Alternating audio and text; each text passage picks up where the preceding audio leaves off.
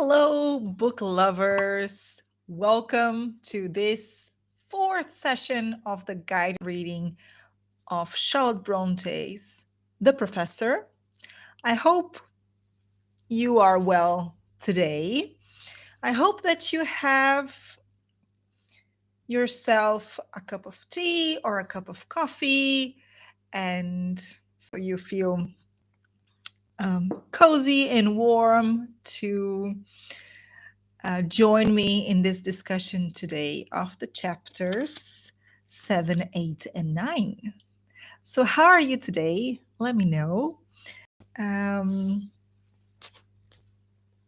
Before we start, I'd just like to say that this week, on the 26th of February, that was Monday, we started with the online course Exploring Jane Eyre, a journey into Victorian literature, and it was just awesome. It's great to talk about this masterpiece of Victorian literature, uh, Charlotte Bronte's most renowned and novel, must read in English literature.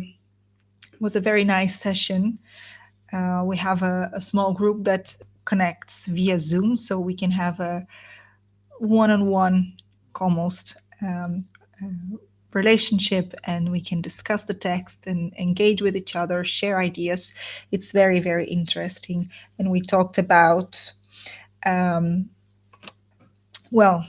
the title page of the first edition of Jane Eyre, how it was first printed as with the subtitle An Autobiography, edited by Currer Bell. So we talked about that. We talked about the use of the pseudonym Currer Bell, the genre, autobiography. We talked about Jane Eyre's the first phase in her journey, so her childhood at Gateshead Hall, the journey to Lowood Institution, how she matured there, what she experienced.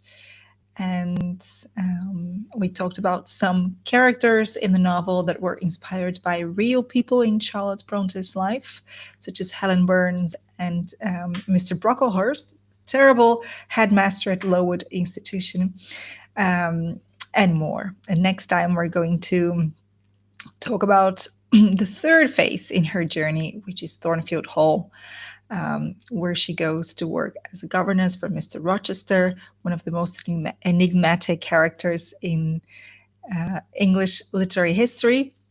We're going to talk about their encounter. We're going to talk about the role of the governess in Jane Eyre. We're going to talk about references and allusions to fairy tales in Jane Eyre and much, much more. It's very, very interesting course. And today we're here to continue our reading of The Professor. So let's try to recap what was going on in the novel up until chapter 6. Last time we read chapters 5 and 6. So William is unhappy about his situation. Remember, he's working as the second clerk to his brother, Edward, in the city of X. It's not named in the novel. He's very unhappy with his life for two main reasons. First, the relationship with his brother, because his brother does not even accept or recognize their familiar relationship, their blood relation. He only treats him as pretty much a servant, even more a slave. William complains. So it's a master-servant relationship, and Edward is very mean to William, so that makes him unhappy, of course, and also because of his occupation. William is a man that loves to use his imagination, to enjoy nature, poetry, reading. So the task of a clerk, an office job, is very depressing to him. And so we can see some oppositions. He's a man with a picturesque sensibility. There are extracts we talked about last time in which he was walking that he really appreciates the picturesqueness, the beauty of nature in sublime moments. And so he pays attention to certain elements to create a mood. And that is in forceful opposition to the dull, mechanic, progressive, modern life of a tradesman. We can also oppose the need for intellectual stimulation that William has, in opposition to the repetitive mechanical tasks of translating business letters from German to English, English to German. So he does not feel fulfilled. He does not feel he has a purpose in this job. And also, so in talking to Mr. Hunsden, he realizes that he's been living life as a fossil, as an automaton.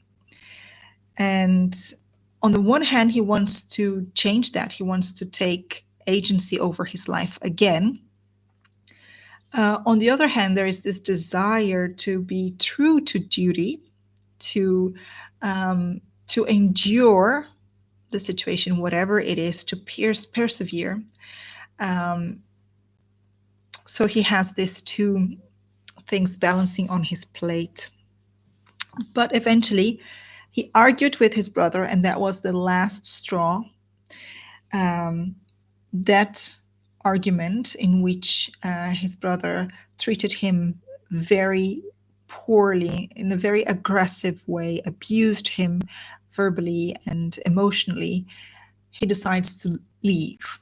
So he breaks all connection with his brother and leaves. And when he returns to his lodgings, he finds very unexpectedly Mr. Hunsden there waiting for him. And he learns that it was Mr. Hunsden who had spoken publicly in favor of William and against Edward. And that is not because he felt a particular personal regard for William. No, not necessarily, but because Mr. Hunsden had embraced this cause against tyranny, against the despots of the world. And Edward Grimsworth is a despot, and one that needs to be challenged and stopped, and that is Mr. Hunsden's project. What ensues, however, is that now William does not have a job. And contrary to what Mr. Hunsden believed, he has no family to depend on because he had broken all ties with his maternal uncles. So he really has nowhere to go, and he really needs money, right? So in the end, Hunsden writes a letter of introduction and recommendation to William, suggesting that he go to Brussels in Belgium to start a new career in teaching.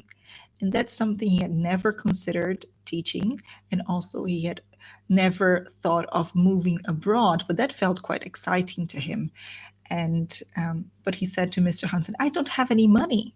And Hunsden replied, "You should travel for the money. You should travel to make money." And that's what he does. So he decides to go to Belgium to start this new chapter in his life as a teacher, the professor in the title. And that's what we're going to talk about today. So let's begin with chapter 7.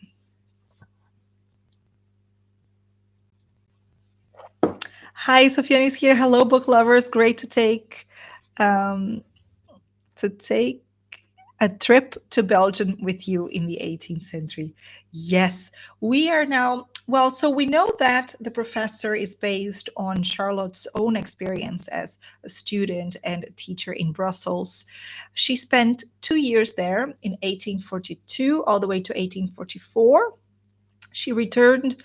She first went there with her sister Emily, but Emily just stayed for a year and then returned. Charlotte stayed for a year longer, but Emily started to feel ill, and we know that she passed away very quickly and at a very early age. So because of Emily's illness, Charlotte returned to England.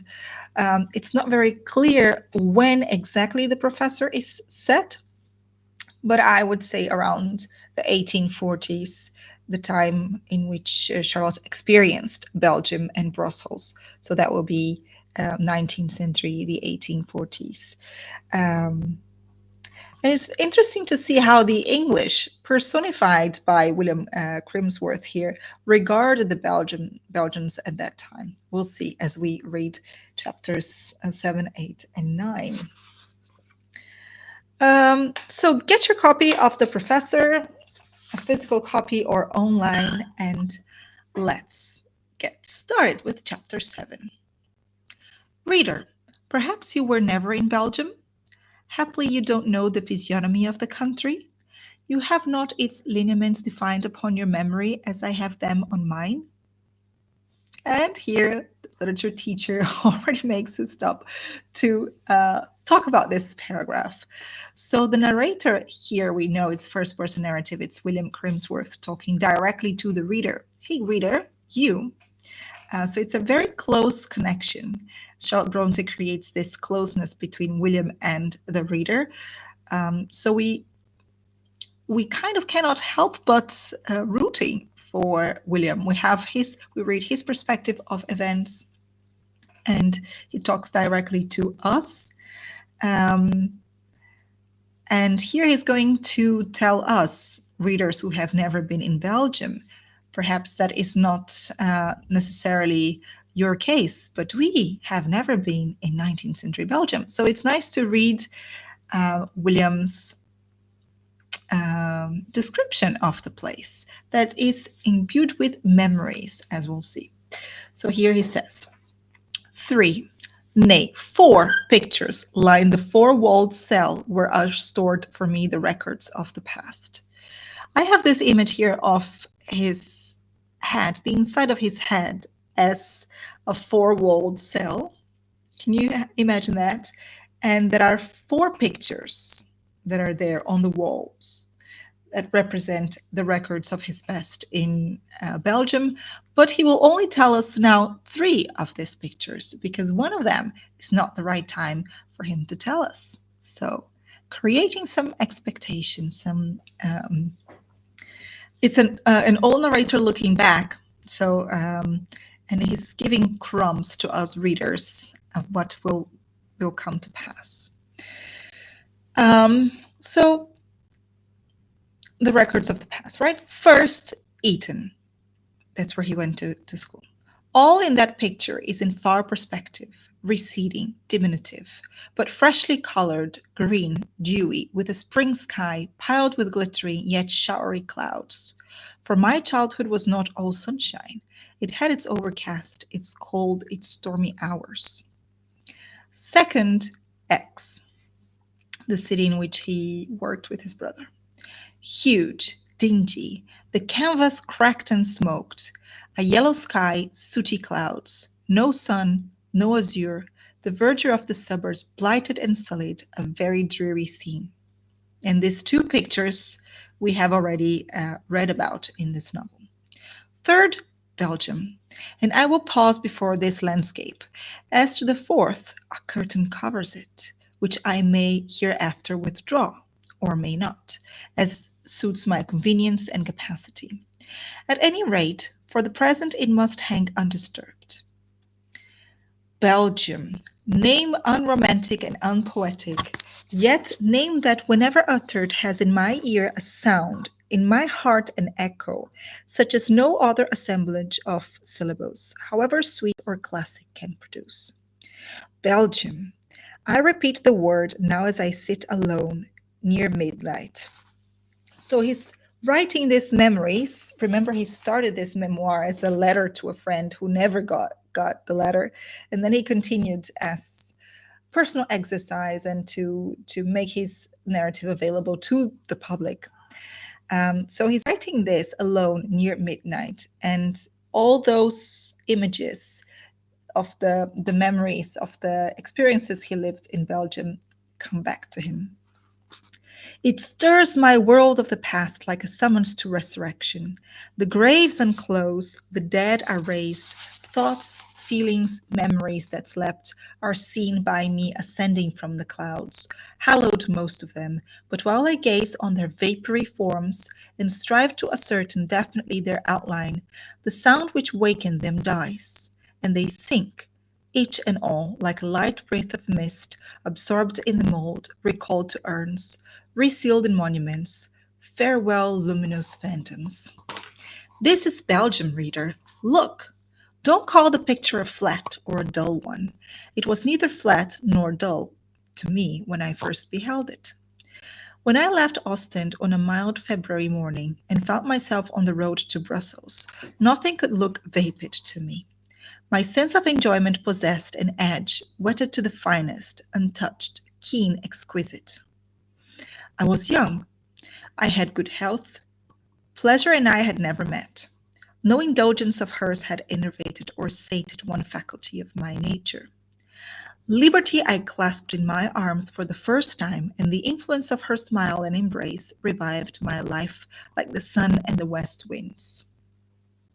So the first time he beheld Brussels, um, all our experiences are influenced by our mood, our feelings, right? So when he first beheld Brussels, his sight was filtered by his feelings of being young, healthy, and excited about the future, and especially happy with the liberty he had gotten. Remember, he had spent terrible months being a servant to his brother, and now he finally can be on his own, be his own master, right? And that is a beautiful feeling, and that affects the way he sees Brussels. Yes, at that epoch I felt like a morning traveler who doubts not that from the hill he is ascending he shall behold a glorious sunrise. What if the track be straight, steep, and stony? He sees it not. His eyes are fixed on that summit, flushed already, flushed and gilded, and having gained it, he is certain of the scene beyond. He knows that the sun will face him, that his chariot is even now coming over the eastern horizon, and that the herald breeze he feels on his cheek is opening for the god's career a clear, vast path of azure, amidst clouds soft as pearl and warm as flame. Difficulty and toil were to be my lot, but sustained by energy, drawn on by hopes as bright as vague, I deemed such a lot no hardship. I mounted now the hill in shade. There were pebbles, inequalities, briars in my path, but my eyes were fixed on the crimson peak above. My imagination was with the refulgent firmament beyond, and I thought nothing of the stones turning under my feet, or of the thorns scratching my face and hands. A very metaphorical description. Remember that William has a very picturesque romantic sensibility, so of course it affects the way he tells his own story. So the road to Brussels, he's comparing it to his life journey, right? And there are pebbles along the way, there are stony roads, but at that moment he was only concerned with the peak that he could already see, the top of the hill from where he would see the beautiful horizon, the sunny landscape. So full of hope, full of happiness, and the language is affected by that happiness and hopefulness. I gazed often and always with delight from the window of the diligence. This, be it remembered, were not the days of trains and railroads. So he had to take a carriage from England to Brussels. Imagine how long that must have taken. So because of this hint, we could say that the story takes place in the definitely first half of the 19th century, very early 19th century. Well, and what did I see? I will tell you faithfully. Green, reedy swamps, fields fertile but flat, cultivated in patches that made them look like magnified kitchen gardens, belts of cut trees, formal as pollard willows, skirting the horizon, narrow canals gliding slow by the roadside, painted Flemish farmhouses, some very dirty hovels, a grey dead sky, wet road, wet fields, wet housetops. Not a beautiful, scarcely a picturesque object met my eye along the whole route. Yet to me, all was beautiful. All was more than picturesque. It continued fair so long as daylight lasted, though the moisture of many preceding damp days had sodden the whole country as it grew dark. As it grew dark, however, the rain recommenced, and it was through streamy and starless darkness my eye caught the first gleam of the lights of Brussels. I saw little of the city but its lights that night. Having alighted from the diligence, a fiacre conveyed me to the Hôtel de, she does not say the name, where I had been advised by a fellow traveller to put up. Having eaten a traveller's supper, I retired to bed and slept a traveller's sleep.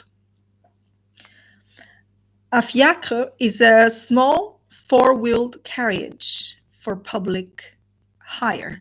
So we know he doesn't have much money. So of course he doesn't have a private carriage or no one waiting for him there. So he has to hire this public carriage to go from the diligence to the hotel where he was staying.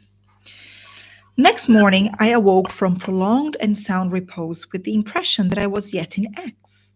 And perceiving it to be broad daylight, I started up, imagining that I had overslept myself and should be behind time at the counting house. The momentary and painful sense of restraint vanished before the revived and reviving consciousness of freedom, as throwing back the white curtains of my bed, I looked forth into a wide, lofty foreign chamber. How different from the small and dingy, though not uncomfortable, apartment I had occupied for a night or two at a respectable inn in London, while waiting for the sailing of the packet. Yet far be it from me to profane the memory of that little dingy room.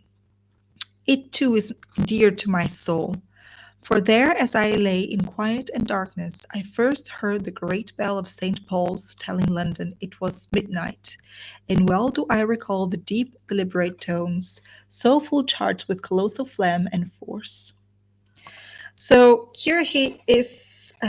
He woke up very with the feeling that he was late and that he had to go to work and that it was another day at that terrible prison working for his brother. And then he remembered, wait a minute. I'm not there. The beautiful, hopeful sense of freedom, right? Have you ever had that experience when you wake up on a Sunday or a Saturday, for example, and you think you're late for work, and then you realize, wait a minute, it's the weekend. It's such a good feeling, right? So you can imagine how that was felt by William. And he says before sailing of the packet. So of course, before he crossed the water to Belgium by some sort of, I don't know what kind of transport would be at the time, what kind of a transportation a packet was. So then he sailed, and then he took, of course, a carriage. And then he remembers, so there's a digression here. He remembers, he compares the place where he is now with the place he was in London, where he stayed for 2 days before taking the package from London across the water. And he remembers being there inside that room and listening to the bells at St. Paul's Cathedral.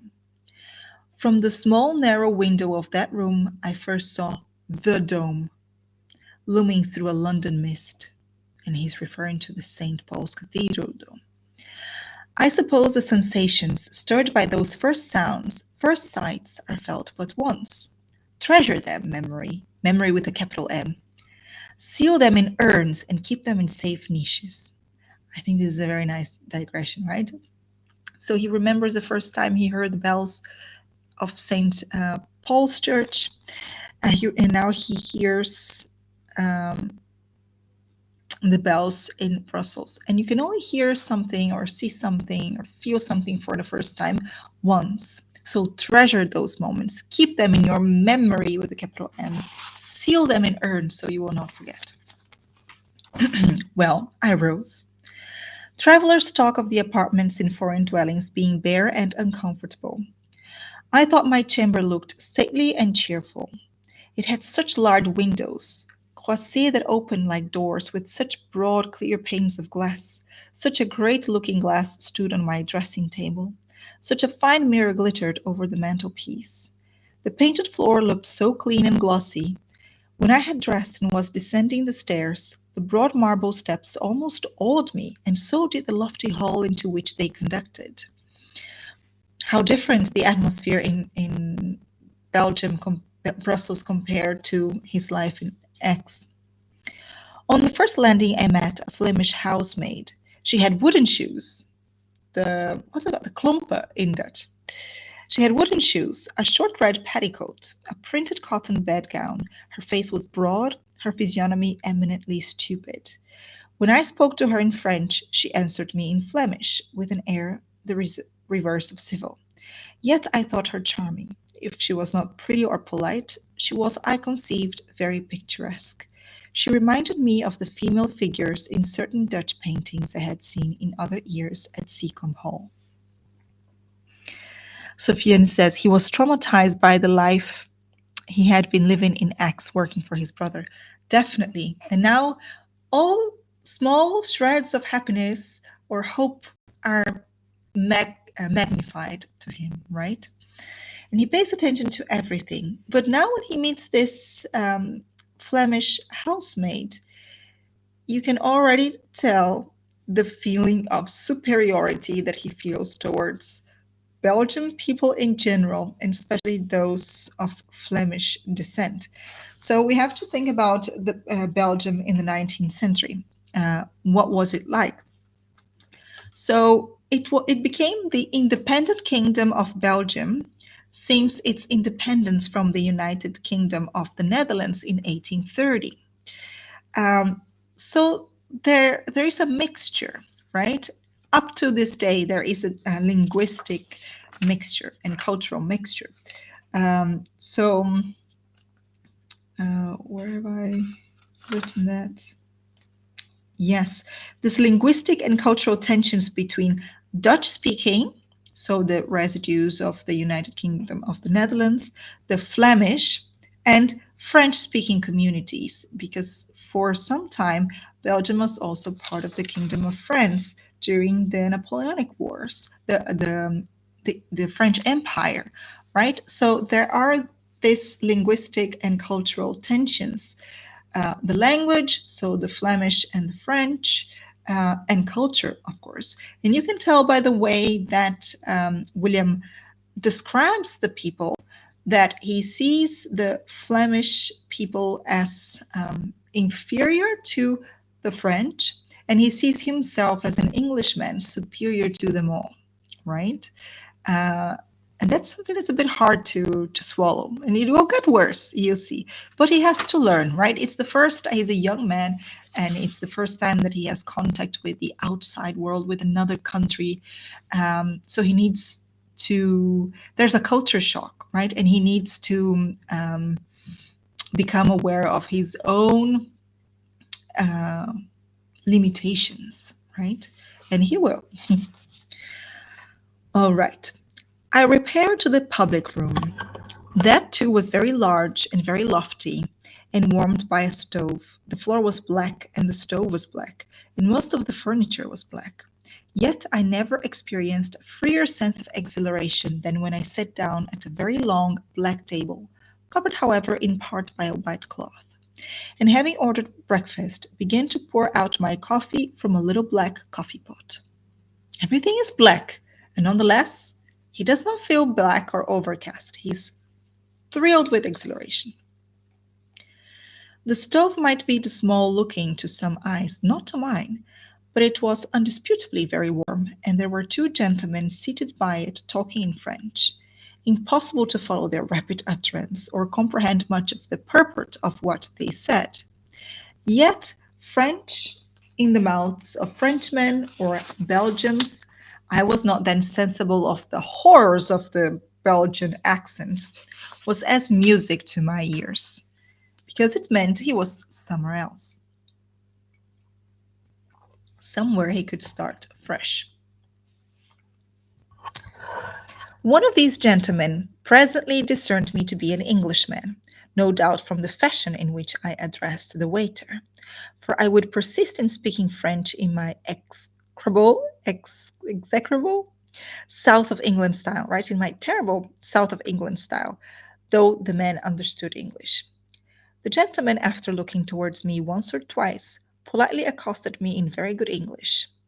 I remember I wished to God that I could speak French as well as those Belgian men, French men spoke English. His fluency and correct pronunciation impressed me for the first time with a due notion of the cosmopolitan character of the capital I was in, something he had never experienced before. It was my first experience of that skill in living languages I afterwards found to be so general in Brussels. I lingered over my breakfast as long as I could while it was there on the table, and while that stranger continued talking to me, I was a free, independent traveler. But at last the things were removed, the two gentlemen left the room. Suddenly the illusion ceased, reality and business came back. I, a bondsman just released from the yoke, freed for 1 week from 21 years of constraint, must of necessity resume the fetters of dependency. So, for just this little while, this 1 week, he could pretend he was just a carefree traveler. So, he wanted to prolong the illusion as much as possible, but reality knocked, and it was time to talk business. Business. Hardly had I tasted the delight of being without a master when duty issued her stern mandate, "Go forth and seek another service." I never linger over a painful and necessary task. I never take pleasure before business. It is not in my nature to do so. Impossible to enjoy a leisurely walk over the city, though I perceived the morning was very fine until I had first presented Mr. Hunston's letter of introduction and got fairly on to the track of a new situation. Wrenching my mind from liberty and delight, I seized my hat and forced my reluctant body out of the Hôtel de into the foreign street. It was a fine day, but I would not look at the blue sky or at the stately houses round me. My mind was bent on one thing, finding out Mr. Brown, Numéro Rue Royale, for so my letter was addressed. By dint of inquiry, I succeeded. I stood at last at the desired door, knocked, asked for Mr. Brown, and was admitted. So Mr. Brown is Mr. Hunston's acquaintance. So he wanted to show the letter of recommendation to Mr. Brown to see if he could help him find a job in Brussels.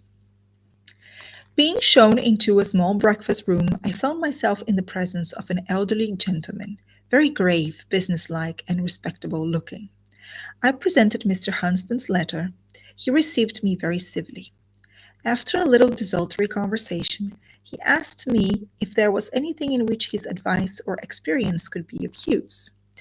I said yes, and then proceeded to tell him that I was not a gentleman of fortune traveling for pleasure, but an ex-counting house clerk who wanted employment of some kind, and that immediately too.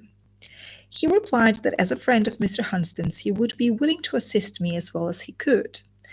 After some meditation, he named a place in a mercantile house at Liège and another in a bookseller's shop at Louvain.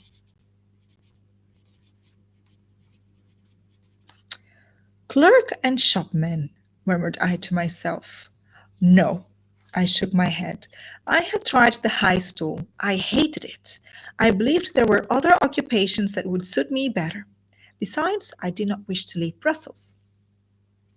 "I know of no place in Brussels," answered Mr. Brown, "unless indeed you were disposed to turn your attention to teaching.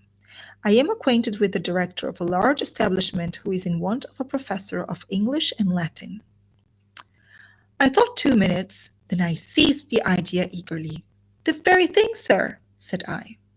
"But," asked he, "do you understand French well enough to teach Belgian boys English?" Fortunately, I could answer this question in the affirmative. Having studied French under a Frenchman, I could speak the language intelligibly, though not fluently. I could also read it well and write it decently. "Then," pursued Mr. Brown, "I think I can promise you the place, for Monsieur Pelet will not refuse a professor recommended by me. But come here again at 5 o'clock this afternoon, and I will introduce you to him. The word professor struck me. I am not a professor, said I. Oh, returned Mr. Brown, professor here in Belgium means a teacher. That is all. So you see the cultural difference, right? So a professor in England would be a high title, right? Someone teaching at higher education. But in Belgium, the word professor meant a teacher after all, so a boys' teacher at a boys' school. But that is what gives title to the book, right? I'll see Sofiane's comment. Just to emphasize, one thing about the romantic point of view is that it is a very singular and very subjective perspective.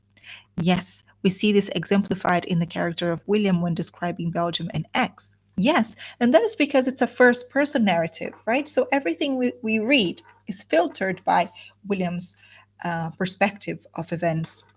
And he having this romantic point of view, especially when he is happy or melancholy, we get that through his narration of the events. Very good. All right. My conscience thus quieted, I thanked Mr. Brown and for the present withdrew.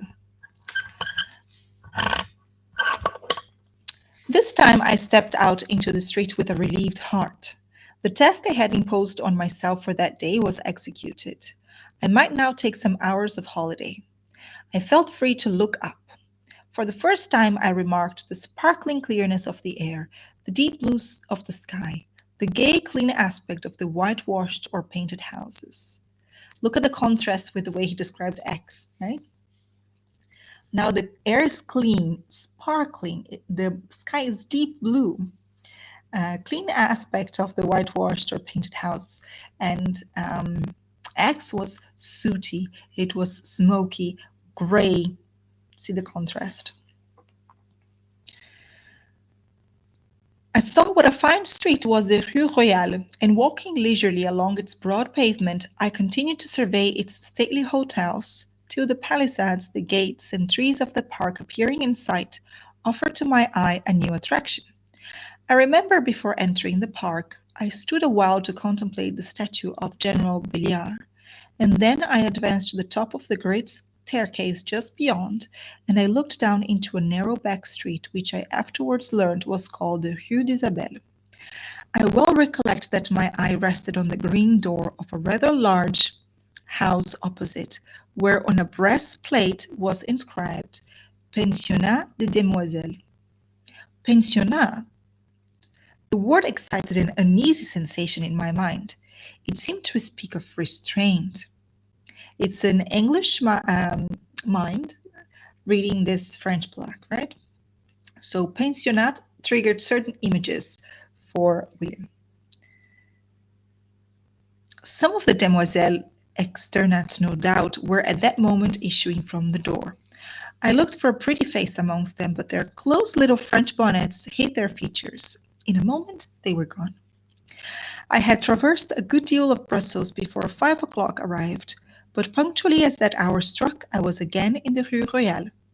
Readmitted to Mr. Brown's breakfast room, I found him as before, seated at the table, and he was not alone.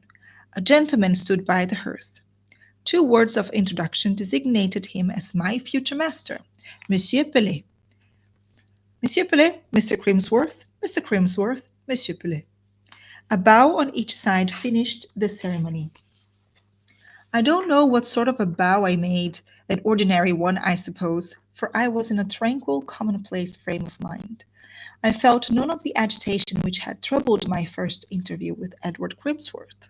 He really had no expectations here. Monsieur Pelet's bow was extremely polite, yet not theatrical, scarcely French. He and I were presently seated opposite to each other. In a pleasing voice, low and out of consideration to my foreign ears, very distinct and deliberate, Monsieur Pelet intimated that he had just been receiving from le respectable Monsieur Brown an account of my attainments and character, which relieved him from all scruple as to the propriety of engaging me as professor of English and Latin in his establishment. Nevertheless, For form's sake, he would put a few questions to test my powers. He did, and expressed in flattering terms his satisfaction at my answers. The subject of salary next came on. It was fixed at 1,000 francs per annum, besides board and lodging. And in addition, suggested Monsieur Pellet, as there will be some hours in each day during which your services will not be required in my establishment, you may, in time, obtain employment in other seminaries, and thus turn your vacant moments to profitable account. I thought this was very kind, and indeed I found afterwards that the terms on which Monsieur Pellet had engaged me were really liberal for Brussels, instruction being extremely cheap there on account of the number of teachers. It was further arranged that I should be installed in my new post the very next day, after which Monsieur Pellet and I parted. Well, and what was he like? And what were my impressions concerning him? He was a man of about 40 years of age, of middle size and rather emaciated figure. His face was pale, his cheeks were sunk, and his eyes hollow. His features were pleasing and regular. They had a French turn, for Monsieur Pellet was no Fleming, but a Frenchman both by birth and parentage. So he's superior, you see. Yet the degree of harshness inseparable from Gaelic lineaments was in his case softened by a mild blue eye and a melancholy, almost suffering expression of countenance. His physiognomy was fin et spirituel. I use two French words because they define better than any English terms the species of intelligence with which his features were imbued. He was altogether an interesting and prepossessing personage. I wondered only at the utter absence of all the ordinary characteristics of his profession, and almost feared he could not be stern and resolute enough for a schoolmaster. Externally, at least, Monsieur Pellet presented an absolute contrast to my late master, Edward Crimsworth. Definitely. Influenced by the impression I had received of his gentleness, I was a good deal surprised when, on arriving the next day at my new employer's house, and being admitted to a first view of what was to be the sphere of my future labors, namely the large, lofty, and well-lighted schoolrooms, I beheld a numerous assemblage of pupils, boys of course, whose collective appearance showed all the signs of a full, flourishing, and well-disciplined seminary. As I traversed the classes in company with Monsieur Pellet, a profound silence reigned on all sides. As if by chance a murmur or a whisper arose, one glance from the pensive eye of this most gentle pedagogue stilled it instantly. It was astonishing, I thought, how so mild a check could prove so effectual. When I had perambulated the length and breadth of the classes, Monsieur Pellet turned and said to me, "Would you object to taking the boys as they are and testing their proficiency in English?" The proposal was unexpected. I had thought I should have been allowed at least 3 days to prepare, but it is a bad omen to commence any career by hesitation. So I just stepped to the professor's desk near which we stood and faced the circle of my pupils. Right away I had to start. I took a moment to collect my thoughts, and likewise to frame in French the sentence by which I proposed to open business. I made it as short as possible. "Monsieur, prenez vos livres de lecture." "Anglais ou français, monsieur?" demanded a thick-set, moon-faced young Flamand in a blouse. The answer was fortunately easy. "Anglais." I determined to give myself as little trouble as possible in this lesson. It would not do yet to trust my unpracticed tongue with the delivery of explanations. So he didn't want to show that he was not very fluent in French, so he kept things short. He just said what he needed to say. My accent and idiom would be too open to the criticisms of the young gentleman before me, relative to whom I felt already it would be necessary at once to take up an advantageous position, and I proceeded to employ means accordingly. Now, what we'll read next is very interesting for several reasons, too, I would say. One, to know how education was like in the mid-19th century. This is Brussels, but he is an Englishman, and it's the first time he's teaching, so he brings that from personal experience. And second, I, as an English teacher, if someone had asked me what Monsieur Pellet asked William to try to test the proficiency in English of these boys, what I would do is to engage them in conversation in English, right? To see how they would respond, what type of language they would use, and then I could level their knowledge of the language. But what William does is very different, and it shows the big gap between 19th century um, foreign languages education and our 21st century communication focused education. Take a look. Commencez, cried I, when they had all produced their books. The moon-faced youth, by name Jules van der Kelkhoff, as I afterwards learned, took the first sentence. The livre de lecture was The Vicar of Wakefield, much used in foreign schools because it is supposed to contain prime samples of conversational English. Now, this book, The Vicar of Wakefield, is a book written by Oliver Goldsmith, and it was published in 1766 and is an example of an 18th century sentimental literature exploring themes of morality, family, and resilience in the face of adversity. Very good morals, very good themes, and it was extremely popular in the Victorian period. So, what the boys, the Belgian boys, did in English classes at that pensionnat, they would read out loud from English books. And this was thought to be particularly useful because it contained prime samples of conversational English from a book, right? So they would read out loud. That's what they would do. It might, however, have been a runic scroll for any resemblance the words, as enunciated by Jules, bore to the language in ordinary use amongst the natives of Great Britain. My God, how he did snuffle, snort, and wheeze!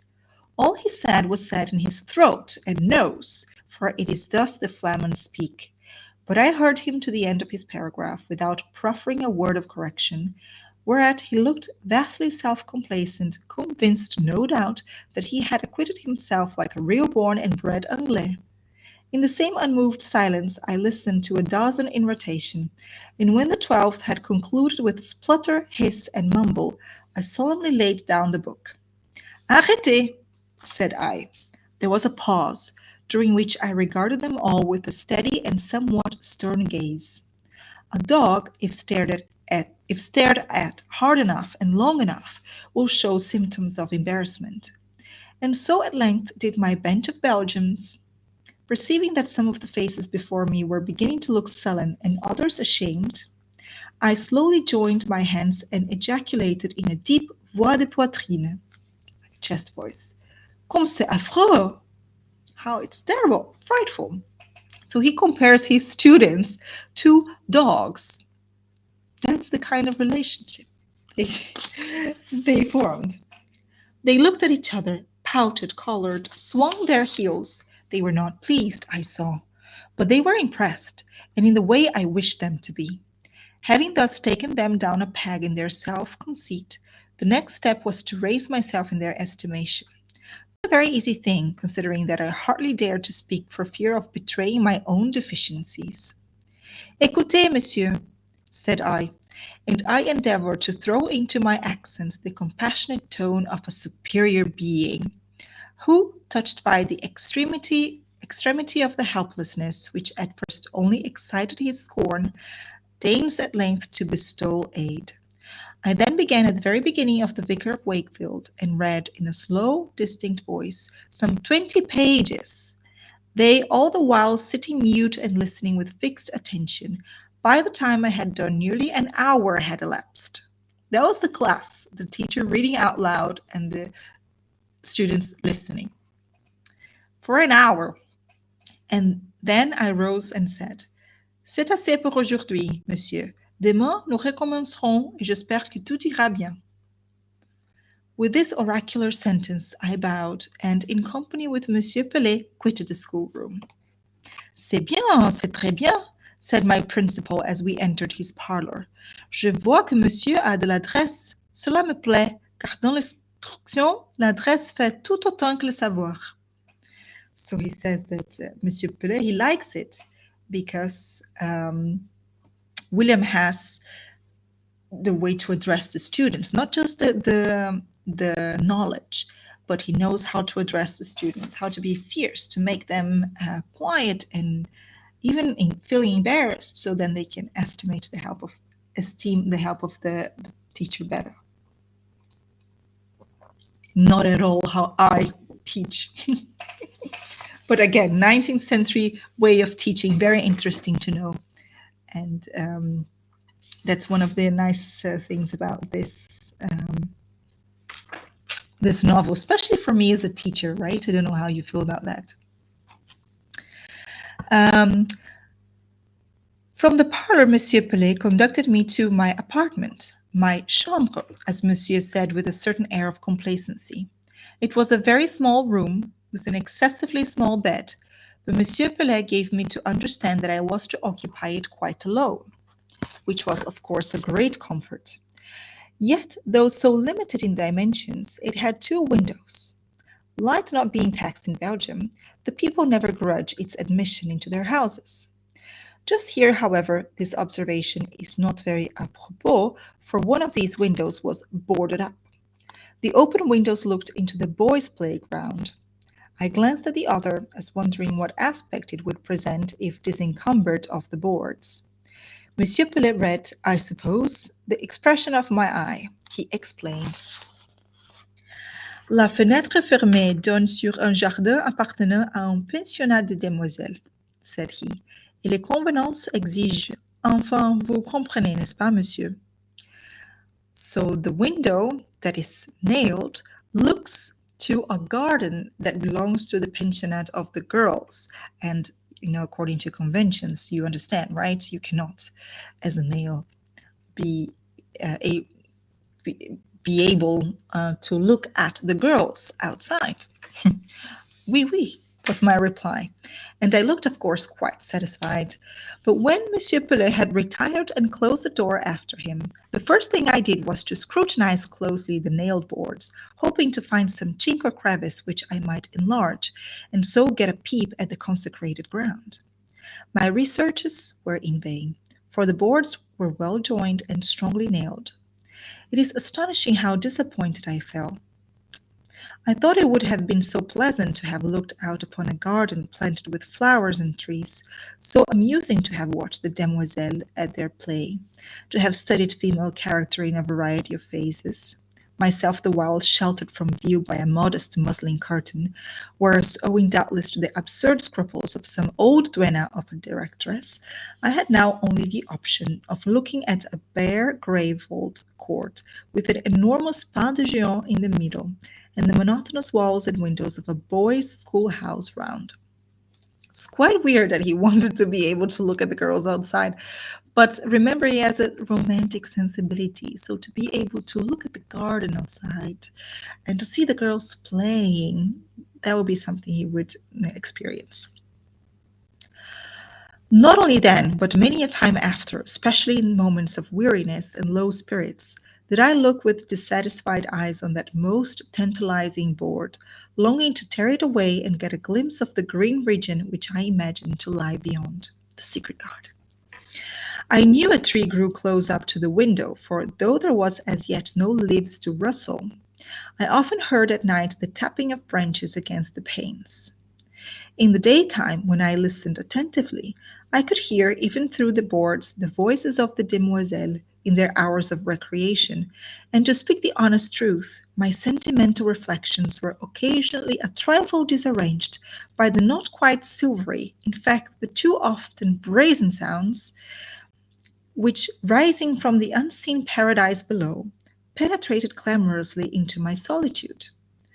Not to mince matters, it really seemed to me a doubtful case whether the lungs of Mademoiselle Reuter's girls or those of Monsieur Pelet's boys were the strongest. And when it came to shrieking, the girls indisputably beat the boys hollow. I forgot to say, by the by, that Reuter was the name of the old lady who had had my window bearded up. I say old, for such I, of course, concluded her to be, judging from her cautious, chaperon-like proceedings. Besides, nobody ever spoke of her as young. I remember I was very much amused when I first heard her Christian name. It was Zoraide, Mademoiselle Zoraide Reuter. But the continental nations do allow themselves vagaries in the choice of names, such as we sober English never run into. I think indeed we have too limited a list to choose from. Another example of the culture shock, right? He begins to see the world as a bigger place, as different things, different customs are also present in this world. Meantime, my path was gradually growing smooth before me. I, in a few weeks, conquered the teasing difficulties inseparable from the commencement of almost every career. Ere long, I had acquired as much facility in speaking French as set me at my ease with my pupils.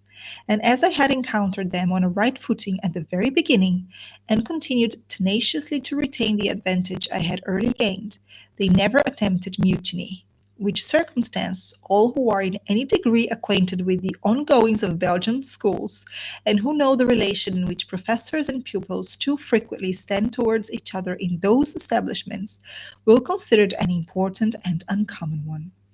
So I can only imagine the situation he refers to in Belgium schools, where uh, there is not a strict um, position from the teachers, and so the students rise in mutiny. Before concluding this chapter, I will say a word on the system I pursued with regard to my classes. My experience may possibly be of use to others. Not anymore. Please do not follow his system. Let's see how he planned his system of teaching. It did not require very keen observation to detect the character of the youth of Brabant, but it needed a certain degree of tact to adopt one's measures to their capacity. Their intellectual faculties were generally weak, their animal propensities strong. Thus, there was at once an impotence and a kind of inert force in their natures. They were dull, but they were also singularly stubborn, heavy as lead, and like lead, most difficult to move. Such being the case, it would have been truly absurd to exact from them much in the way of mental exertion. Having short memories, dense intelligence, feeble reflective powers, they recoiled with repugnance from any occupation that demanded close study or deep thought. Had the abhorred effort been extorted from them by injudicious and arbitrary measures on the part of the professor, they would have resisted as obstinately, as clamorously as desperate swine, and though not brave singly, they were relentless, acting en masse. See how he looks at his students, right? He thinks they are all stupid and don't have the necessary skills and faculties uh, to learn. So what he does, this is what he does. I understood that before my arrival in Monsieur Pelet's establishment, the combined insubordination of the pupils had effected the dismissal of more than one English master. It was necessary then to exact only the most moderate application from nature so little qualified to apply, to assist in every practicable way, understanding so opaque and contracted, to be ever gentle, considerate, yielding even to a certain point, with dispositions so irrationally perverse.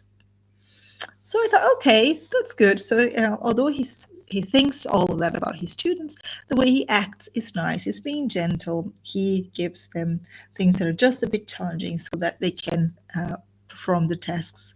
But this was just the beginning. But having reached that culminating point of indulgence, you must fix your foot, planted, rooted in rock, become immutable as the towers of Saint Gudule. For a step, but half a step farther, and you would plunge headlong into the gulf of imbecility. There lodged, you would speedily receive proofs of Flemish gratitude and magnanimity in showers of Brabant saliva and handfuls of low country mud. You might smooth to the utmost the path of learning, remove every pebble from the track, but then you must finally insist with decision on the pupil taking your arm and allowing himself to be led quietly along the prepared road. When I had brought down my lesson to the lowest level of my dullest pupil's capacity, when I had shown myself the mildest, the most tolerant of masters, a word of impertinence, a movement of disobedience, changed me at once into a despot. I offered them but one alternative: submission and acknowledgment of error, or ignominious expulsion. It's interesting that he felt he was being treated um, by Edward. That Edward was acting as a despot and as a tyrant, and now he acts the same way towards his students. This system answered, and my influence by degrees became established on a firm basis. The boy is father to the man, it is said. And if I'm not mistaken, it's William Wordsworth that wrote that in a poem. The boy is father to the man, meaning that the boy comes first. So first you have to be a boy in order to be a man. And so I often thought when looked at my boys and remembered the political history of their ancestors, Pelé's school was merely an epitome of the Belgian nation. And now it's interesting to think what he means by that. So a little political context. So during the Napoleonic Wars that went from 1803 to 1815, Belgium was under French control as part of the French Empire. And of course, English were against the French in this war. So Belgians who supported Napoleon and French may have been viewed unfavorably by the British, by the English. And I think this is perhaps what William means here when he refers to Belgium as a nation. And he definitely understands England to be superior to Belgium. Well, if we compare London and Brussels, for instance, it's clear that London was much larger and more populous than Brussels. London, by the 1840s, had around 2 million inhabitants, while Brussels had 200,000, so huge difference. And Brussels, while economically significant within Belgium and Europe, did not have the same level of global economic influence as London. And also, Great Britain and the British Empire was immense, reached its peak with Queen Victoria. And London already had an extensive and developed infrastructure with a complex network of roads, railways, bridges, and public transportation systems, while Brussels was still expanding and modernizing. Remember, William says when he arrives in Brussels that it was prior to the railway system, so he could not take a train. When he arrived in Brussels, he had to take a carriage. So there's a huge gap, right? And coming from London, he spent 2 days in London, and all that pride, perhaps, of being an Englishman shows in his in the way he treats and looks down at Belgian nation. All right, so let's take a look at chapter number 8.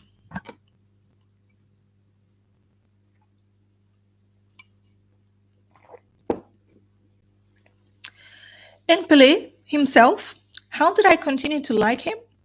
Oh, extremely well. Nothing could be more smooth, gentlemanlike, and even friendly than his demeanor to me. I had to endure from him neither cold neglect, irritating interference, nor pretentious assumption of superiority. I fear, however, 2 poor, hard-worked Belgian ushers in the establishment could not have said as much. To them, the director's manner was invariably dry, stern, and cool.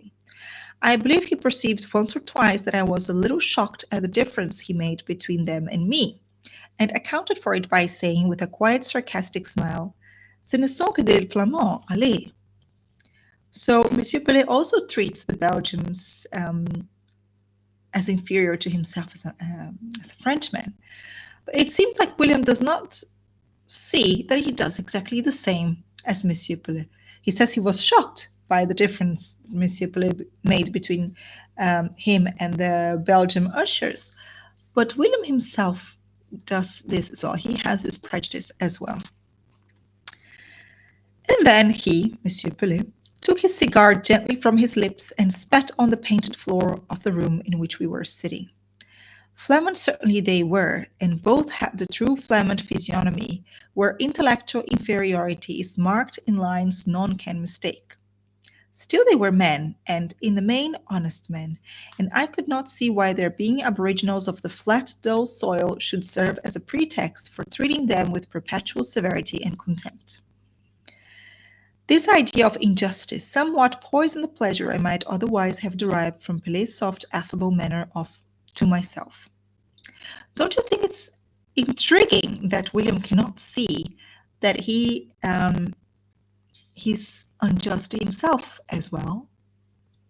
The way he looks at his own students, the way he looked at that maid at the hotel, the Flemish maid, quite hypocritical, right? And this idea of the face marking intellectual inferiority, like the head marking intellectual inferiority. So I don't know if you've ever heard of phrenology. That was a high topic in 19th century. So phrenology is it was considered to be a science, but not really. A pseudoscience that examined the measurement of bumps on the skull to predict mental traits. It was very popular in the 19th century. So some people believed that just by analyzing how the head is formed, the bones, the skull, you could tell if how the person would be, the person's personality. Even be able to identify people that would turn out to be criminals and those who wouldn't. And some people took it very seriously. It is here in The Professor. You can also see traces of that thought in Jane Eyre by Charlotte Brontë. So the faces, it was a moment in which Jane Eyre was talking to Mr. Rochester, and he said, "Look at my forehead. You can see, like, looking at my bones, that I am a good person," as if it would have solved the issue, right? Irrefutable proof. But they really believed that. So quite interesting. But that led, of course, to discrimination, prejudice, and racism. Okay, let's continue. Certainly it was agreeable when the day's work was over to find one's employer an intelligent and cheerful companion. And if he was sometimes a little sarcastic and sometimes a little too insinuating, and if I did discover that his madness was more a matter of appearance than of reality, if I did occasionally suspect the existence of flint or steel under an external covering of velvet, still we're none of us perfect, and weary as I was of the atmosphere of brutality and insolence in which I had constantly lived in Aix, I had no inclination now, on casting anchor in calmer regions, to institute at once a prying search after defects that were scrupulously withdrawn and carefully veiled from my view. I was willing to take Pelé for what he seemed, to believe him benevolent and friendly until some untoward event should prove him otherwise. He was not married, and I soon perceived he had all a Parisian's notions about matrimony and women. And that's also interesting to, through this discourse, see how the English looked at the French at the time. I suspected a degree of laxity in his code of morals. There was something so cold and blasé in his tone whenever he alluded to what he called le beau sexe. But he was too gentlemanlike to intrude topics I did not invite. And as he was really intelligent and really fond of intellectual subjects of discourse, he and I always found enough to talk about, without seeking themes in the mire. I hated his fashion of mentioning love. I abhorred from my soul mere licentiousness. He felt the difference of our notions, and by mutual consent we kept off ground debatable. Pelé's house was kept and his kitchen managed by his mother, a real old Frenchwoman. She had been handsome, at least she told me so, and I strove to believe her. She was now ugly, as only continental old women can be. Look at his prejudice. Perhaps, though, her style of dress made her look uglier than she really was. Indoors, she would go about without cap, her grey hair strangely disheveled. Then, when at home, she seldom wore a gown, only a shabby cotton camisole. Shoes, too, were strangers to her feet, and in lieu of them she sported roomy slippers, trodden down at the heels. On the other hand, whenever it was her pleasure to appear abroad, as on Sundays and fete days, she would put on some very brilliant coloured dress, usually of thin texture, a silk bonnet with a wreath of flowers, and a very fine shawl. She was not in the main an ill-natured old woman, but an incessant and most indiscreet talker. She kept chiefly in and about the kitchen, and seemed rather to avoid her son's august presence. Of him, indeed, she evidently stood in awe. When he reproved her, his reproofs were bitter and unsparing, but he seldom gave himself that trouble. Madame Pelet had her own society, her own circle of chosen visitors, whom, however, I seldom saw, as she generally entertained them in what she called her cabinet, a small den of a place adjoining the kitchen, and descending into it by one or two steps. On these steps, by the by, I have not unfrequently seen Madame Pelet seated with a trencher on her knee, engaged in the threefold employment of eating her dinner, gossiping with her favourite servant, the housemaid, and scolding her antagonist, the cook. She never dined, and seldom indeed took any meal with her son, and as to showing her face at the boys' table, that was quite out of the question. These details will sound very odd in English ears, but Belgium is not England, and its ways are not our ways.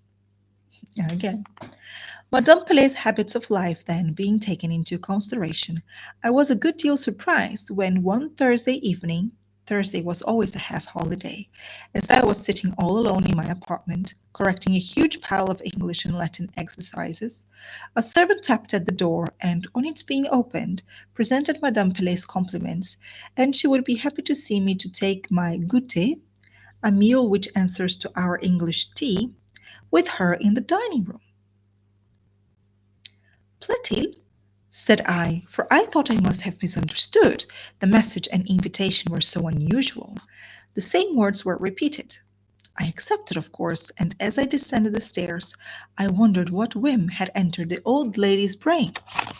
Her son was out, gone to pass the evening at the Salle of the Grande Harmonie, or some other club of which he was a member. Just as I laid my hand on the handle of the dining room, a queer idea glanced across my mind. Surely she's not going to make love to me, said I. And here, to make love, 19th century language means to say love things, so to flirt and to court. So he's thinking, oh my God, why did she call me? Does she want to flirt with me? Does she want to hit on me? That's what he was thinking. I've heard of old French women doing odd things in that line, and the goûter, they generally begin such affairs with eating and drinking, I believe. And I think he has all that pre-knowledge, preconception of English Moors, French Moors, by reading French literature, so the scandalous French novels of the late 18th, early 19th century. So La Liaison Dangereuse, the dangerous liaison by Choderlos de la Clos. So scandalous narratives and about scandalous love affairs that generally begin with eating and drinking. There was a fearful dismay in this suggestion of my excited imagination, and if I had allowed myself time to dwell upon it, I should no doubt have cut there and then, rushed back to my chamber, and bolted myself in. But whenever a danger or a horror is veiled with uncertainty, the primary wish of the mind is to ascertain first the naked truth, reserving the expedient of flight for the moment when its dread anticipation shall be realized. I turned the door handle, and in an instant had crossed the fatal threshold, closed the door behind me, and stood in the presence of Madame Pelet. Gracious heavens! The first view of her seemed to confirm my worst apprehensions. There she sat, dressed out in a light green muslin gown, On her head a lace cap with flourishing red roses in the frill. Her table was carefully spread. There were fruit, cakes, and coffee, with a bottle of something, I did not know what. Already the cold sweat started on my brow. Already I glanced back over my shoulder at the closed door, when to my unspeakable relief, my eye, wandering mildly in the direction of the stove, rested upon a second figure seated in a large fauteuil beside it. This was a woman too, and moreover an old woman, and as fat and as rubicund as Madame Pelet was meagre and yellow.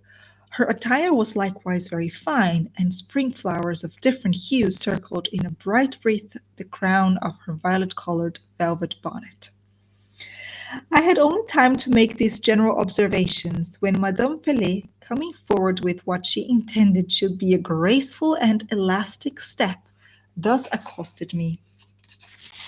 Monsieur is indeed most obliging to quit his books, his studies, at the request of an insignificant person like me. Will Monsieur complete his kindness by allowing me to present him to my dear friend, Madame Reuter, who resides in the neighboring house, the young ladies' school? Ah, thought I knew she was old, and I bowed and took my seat. Madame Reuter placed herself at the table opposite to me. How do you like Belgium, monsieur? Asked she in an accent of the broadest Bruxellois. I could now well distinguish the difference between the fine and pure Parisian utterance of Monsieur Pelet, for instance, and the guttural enunciation of the Flamings. I answered politely, and then wondered how so coarse and clumsy an old woman as the one before me should be at the head of a ladies' seminary, which I had always heard spoken of in terms of high commendation. In truth, there was something to wonder at.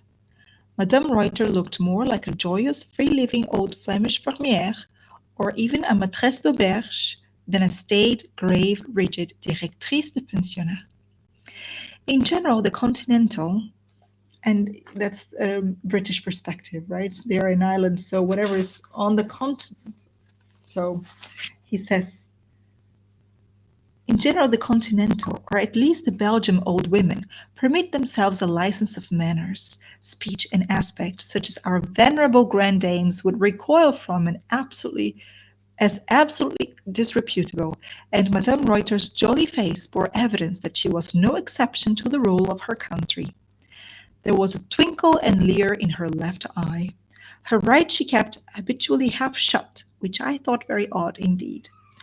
After several vain attempts to comprehend the motives of these two droll old creatures for inviting me to join them at their goûter, I at last fairly gave it up, and resigning myself to inevitable mystification, I sat and looked first at one, then at the other, taking care meantime to do justice to the confitures, cakes, and coffee with which they amply supplied me.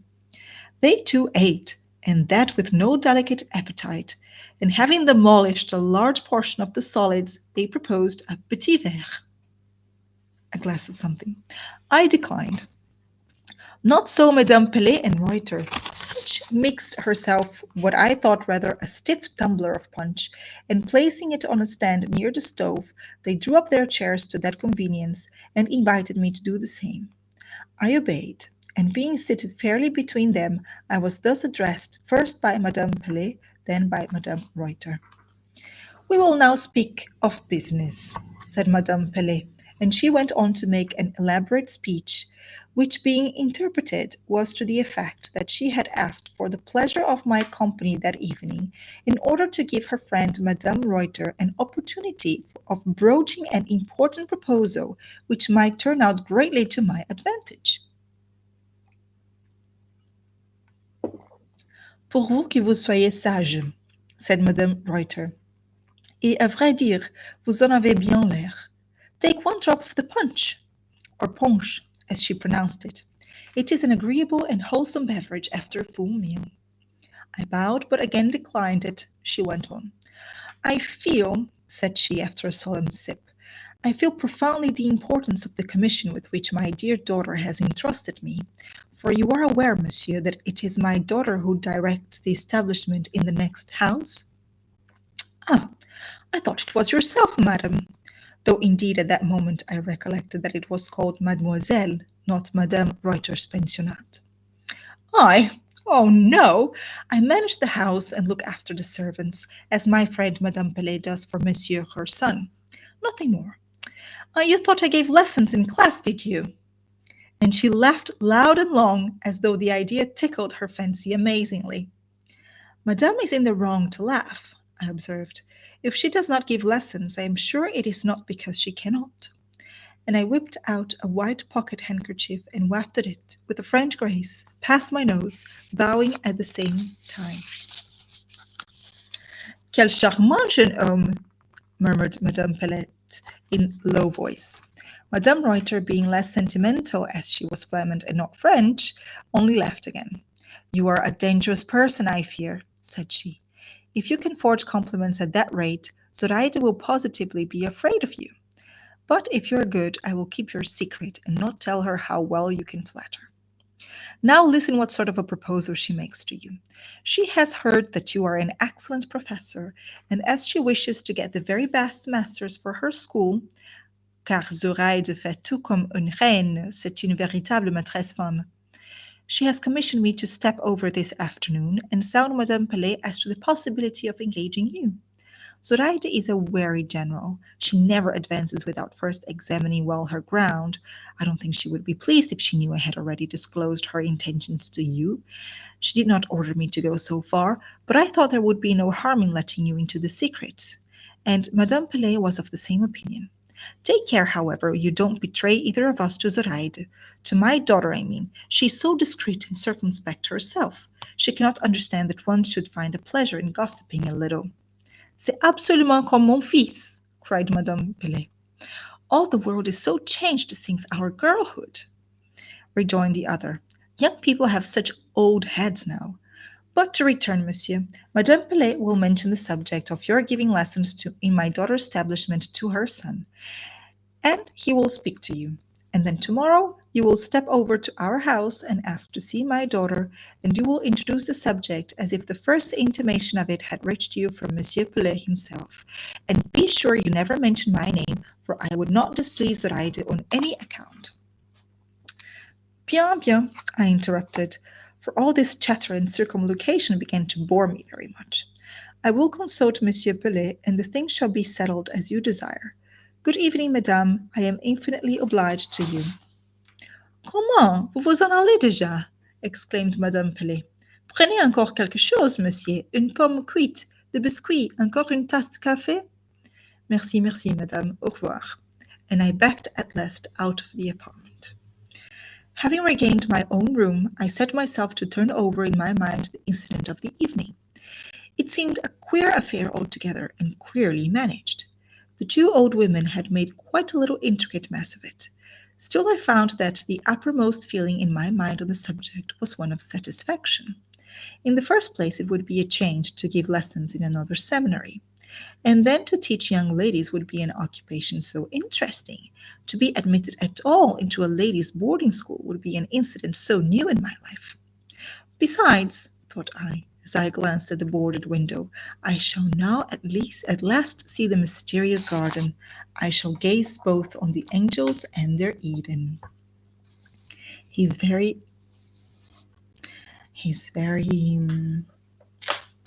engulfed, obsessed, maybe. Obsessed is a strong word, but with the garden, right? And now he will be able to see it because he will be allowed entrance into the girls' school as a professor. All right. How is it going over there? I hope you're enjoying these two chapters. And there is one more for us to read, which is chapter 9. Let's take a look. Sofiane says, in my opinion, in order to study any literary work from any period or era, we should consider the context of that era and not impose our current perspective onto it, to not be judgmental. And you are completely right. That is why it's important to place the book into context, right? The book and the setting, right? So the book was written around 1840s, 1850s, and it dates to an earlier period. So the way education is seen the way teaching is seen, the way culture exchanges are seen are very different from our 21st century um, 21st century perspective, right? So you are absolutely right. It is what we always do at Books and Culture: read books in context, right? Um, at the same time, we can never forget that we are 21st century readers. So these associations, these parallels are also very interesting. But never, we should be, I always tell my students, we should be critical, never judgmental. There is a very big difference, right? All right, so let's take a look at chapter 9. Monsieur Pelet could not, of course, object to the proposal made by Mademoiselle Reuter. Permission to accept such additional employment should it offer, having formed an article of the terms on which he had engaged me. It was, therefore, arranged in the course of next day that I should be at liberty to give lessons in Mademoiselle Reuter's establishment 4 afternoons in every week. When evening came, I prepared to step over in order to seek a conference with Mademoiselle herself on the subject. I had not had time to pay the visit before, having been all day closely occupied in class. I remember very well that before quitting my chamber, I held a brief debate with myself as to whether I should change my ordinary attire for something smarter. At last I concluded it would be a waste of labor. Doubtless, thought I, she is some stiff old maid, for though the daughter of Madame Reuter, she may well number upwards of 40 winters. Besides, if it were otherwise, if she be both young and pretty, I am not handsome, and no dressing can make me so, therefore I'll go as I am. And off I started, cursorily glancing sideways as I passed the toilet table, surmounted by a looking-glass. A thin, irregular face I saw, with sunk, dark eyes under a large, square forehead, complexion destitute of bloom or attraction, something young but not youthful, no object to win a lady's love, no butt for the shaft of Cupid. So he looks at himself in a very objective and not sentimental kind of way. He doesn't believe himself um, to be handsome, and he sees that on the mirror, and that is completely fine. I was soon at the entrance of the pensionnat. In a moment I had pulled the bell. In another moment the door was opened, and within appeared a passage paved alternately with black and white marble. The walls were painted in imitation of marble also, and at the far end opened a glass door through which I saw shrubs and a grass plat, looking pleasant in the sunshine of the mild spring evening, for it was now the middle of April. This then was my first glimpse of the garden. But I had not time to look long. The portress, after having answered in the affirmative my question as to whether her mistress was at home, opened the folding doors of a room to the left, and having ushered me in, closed them behind me. I found myself in a salon with a very well painted, highly varnished floor, chairs and sofas covered with white draperies, a green porcelain stove, walls hung with pictures in gilt frames, a gilt pendule and other ornaments on the mantelpiece, a large lustre pendant from the center of the ceiling, mirrors, consoles, muslin curtains, and a handsome center table completed the inventory of furniture. Very, very smart and luxurious in a way, so quite new to him. All looked extremely clean and glittering. He's always pays attention if things are clean. I think he got so traumatized with the dirtiness, and not as in dust, but as in the smoke and the soot coming out of the factory that covered the city of Aix. That he feels very good when the air is clean, when the things are clean.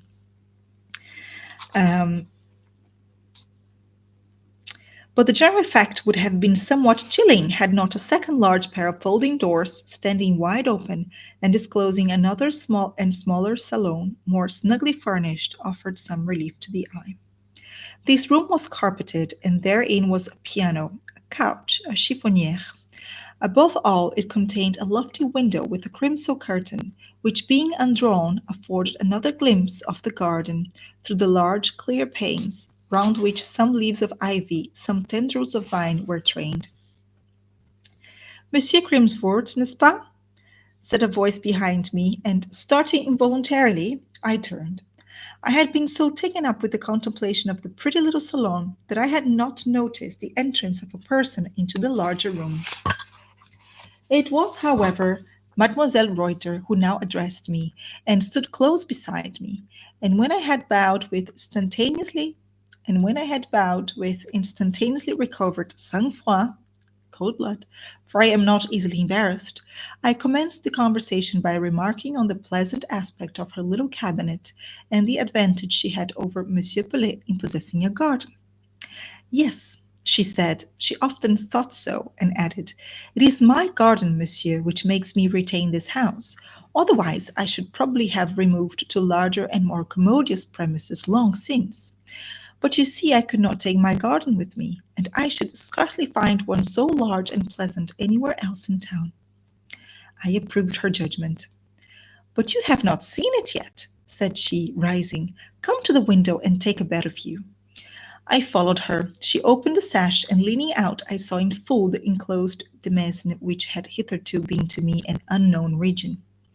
It was a long, not very broad strip of cultured ground, with an alley bordered by enormous old fruit trees down the middle. There was a sort of lawn, a parterre of rose trees, some flower borders, and on the far side a thickly planted copse of lilacs, laburnums, and acacias. It looked pleasant to me, very pleasant. So long a time had elapsed since I had seen a garden of any sort. But it was not only on Mademoiselle Reuter's garden that my eyes dwelt.